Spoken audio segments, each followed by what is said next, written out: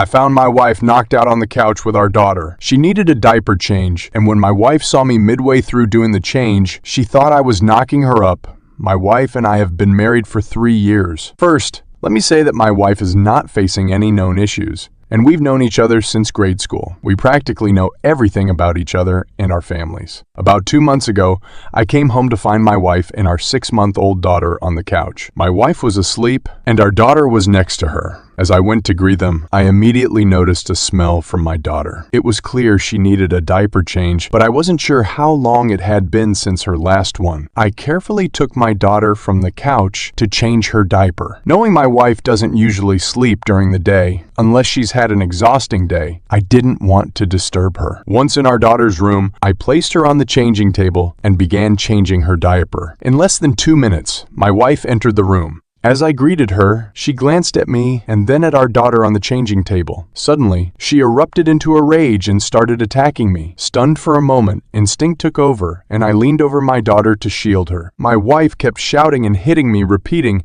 "How could you?" I had no clue what she was talking about, as everything had seemed fine that morning before I left. Then she ran out of the room. Within minutes, 3 police officers had me in handcuffs, and my wife was accusing me of something horrible involving our daughter. I was speechless and couldn't believe what she was saying. When I asked her what she meant, all she could say was that she saw me doing it. I was arrested but released the next day when the police reviewed the camera footage in our daughter's room, clearly showing that I was just changing her diaper, and nothing else had happened. There was no evidence to support my wife's accusations, and she had attacked me without any provocation. I wanted divorce because I can't believe she would even think that I would do something like that. I haven't spoken to her since I got released, and my phone has been blowing up with calls and texts with her apologies. Honestly, I don't care about that. The moment she said those words to the police accusing me of such a terrible act, it was like all the love I had for her just disappeared, and all I feel now is a void inside me, nothing else. I had her served with divorce papers a week ago, and now everyone is constantly harassing me, from my family,